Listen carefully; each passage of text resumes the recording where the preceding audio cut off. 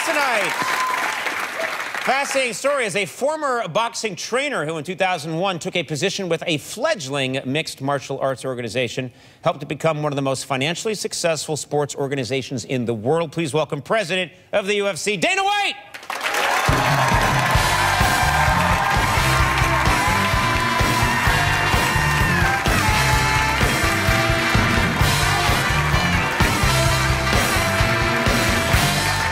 Now, Dana, I have so many questions for you. First of all, you know, you're the president of the organization, right? You're a big cheese, yet you still have this, I don't know if it's ceremonial or what, your job is to separate the fighters when they have the pre-fight stare down. Yeah. Now, is that something, was that your idea or something that just became part of your job? It just sort of happened, yeah. You know, I've been doing it for a long time, and obviously, so the Athletic Commission in every state, which is basically the government, oversees us. Yeah. And, you know, in the fight business, it's about not letting guys touch each other.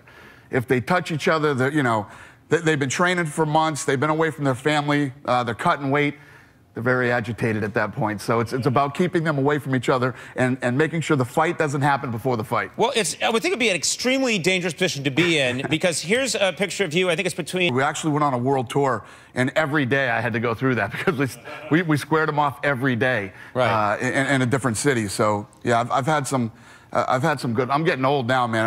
I can't do it the way I used to do it, but I give it the best shot. Well, scuffles break out frequently at these stare downs. Oh, yeah. You've been involved in some bad ones. Yeah. What have been some of the worst situations you've been in? You know, well, the worst one that ever happened, I was on vacation, and somebody else was there. It was this guy named Dave Schaller, who was our head of PR at the time. And, you know, when people fill in for me, they think you're just standing up there, you know, taking a picture and, you know, posing until things go bad. And then you really do have to work hard to make sure that nobody gets hurt. No, so sometimes, the guy will weigh in first, he'll come over and he'll stand and he's waiting for the other guy. I can tell by how fast and hard he's coming whether I need to step in or not so that they don't touch each other. Right. We've made a little montage of some of your scuffles. Take a look. That's not a good job. I don't think that's... The girls are the worst. It just seems like you say the women are the worst? The girls are the worst by far. They're the craziest, man. Once the girls get out there and start...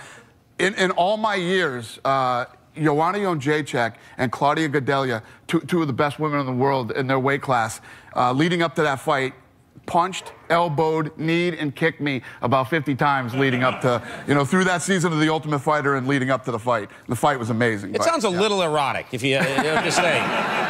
Trust me, it's not. Now, you and I are both from the Boston area. You have quite a different story, okay? I grew up in a tough town called Brookline, Mass. I know Brookline.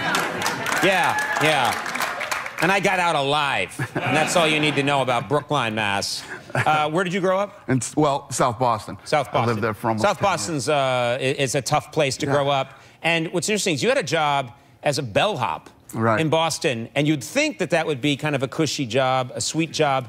Not really. It was pretty tough. When you're in a position where you get tips, people are greedy and things, you know, people cut sometimes and do stuff. So there used to be this bell closet, and we would go into the bell closet and literally punch the shit out of each other in the bell closet if somebody to decide who gets the better tip? No, if you jumped the line or did something dirty, we would settle it in the bell closet.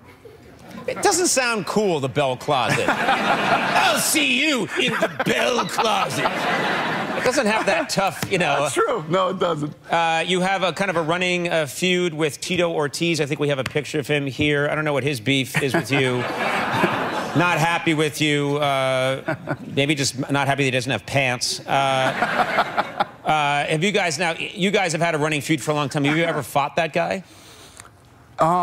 No, we were gonna fight one time in a boxing match, but I actually never told this story publicly before. But we were on a private plane on our way to Japan, and it was my partners, the Fertitta brothers, myself, Tito Ortiz, and our matchmaker at the time, Joe Silva. And Tito and I were messing around, and he put me in what's called a neck crank, and I was tapping, and he didn't stop. So tapping means you gotta let go. Yeah. And you can seriously hurt somebody in a neck crank, especially as big and strong as Tito is. So I just started blasting him in the ribs, started punching him in the ribs. And and when he let go, just jumped up, and it was a full-blown fist fight in the plane. And we were literally taking off. And the plane was going like this, and the Fertitta brothers had to jump in and break up the fight. So then I sat on the front of the plane, he sat in the back of the plane, the rest of the flight. You're like kids that misbehave. No, it's true. Exactly. We're separating you two. Exactly. That's you had a exactly. full-on fight on a private plane during takeoff. Yes. Okay. Yeah. I'm not going with you anywhere.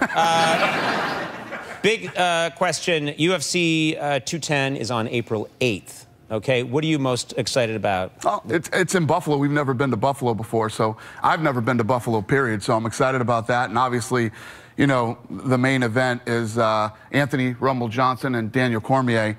And now, they fought before, and right. Cormier won. So do you think this outcome's going to be the same? What's different? It's going to be, you know, Anthony Johnson is one of the biggest knockout artists in the business, and Cormier is just, you know, he fought at heavyweight and light heavyweight, and he's beat everybody. But the big thing is, whoever wins this fight, the return of John Jones in July is, you know, that's what makes this fight even more exciting. And then I have to ask you this incredible story, and I don't know if this is going to end up happening or not, but it would be fascinating to see. Arguably one of the greatest boxers of all time, Floyd Mayweather, may fight arguably one of the greatest UFC fighters in the history of the franchise, Conor McGregor. And everyone's talking about a boxer, a classic boxer versus UFC fighter. Would they fight in the octagon? Would they fight in the ring? Do you think that's going to happen? I do. I do think it's going to. I think it's going to be a tough deal. There's obviously a lot of egos involved in this deal, and a lot of people. So that always makes it tougher. But on the flip side, there's so much money involved. I just don't see how it doesn't happen. And you know, everybody always asks, and it would be boxing. It wouldn't be. See, that's the thing. Is the rules would be strictly boxing. Conor can't use any of the. I mean, UFC obviously. Right. You can use all of your body. It would no be a kicking, boxing no match. elbows, no, just straight up boxing in a boxing ring with gloves and the whole deal. And you know, a lot of things make this fight intriguing, but the reality is this: anybody who's ever seen Floyd Mayweather, you've seen him, right? Yeah. He's this big, okay? He's that tall. And that's not really true. Yeah, that's exactly how tall. That's really no. Here? That's the size of a small refrigerator you're describing. But anyway, yes. Conor McGregor is huge, and you know. He's 27 years old. He's in the prime of his career. Floyd is 40. Floyd always had problems with southpaws. Conor is a southpaw, and Conor hits hard. When he hits people, they go. Floyd's definitely not knocking him out. That's for sure. So I'm not saying that Conor would win this boxing match, but it sure makes it interesting. One of the reasons I would want to tune in is to see Floyd Mayweather kick. Don't you think Floyd should be kicking in this? Or why not just open it up and they both have pool noodles? I mean, why not just go nuts with this and really add everything you can think of? Well, that's the thing. I mean, if this was a mixed martial arts fight, it wouldn't last 30 seconds. I mean, Conor would destroy him. No, I could take Conor. I've worked with Conor. I'm a lot taller than Conor, you are. right? Well, you're a lot taller than a lot of people. Yeah, yeah. And the taller guy is always the better fighter. Well, that's it for my list of lies tonight.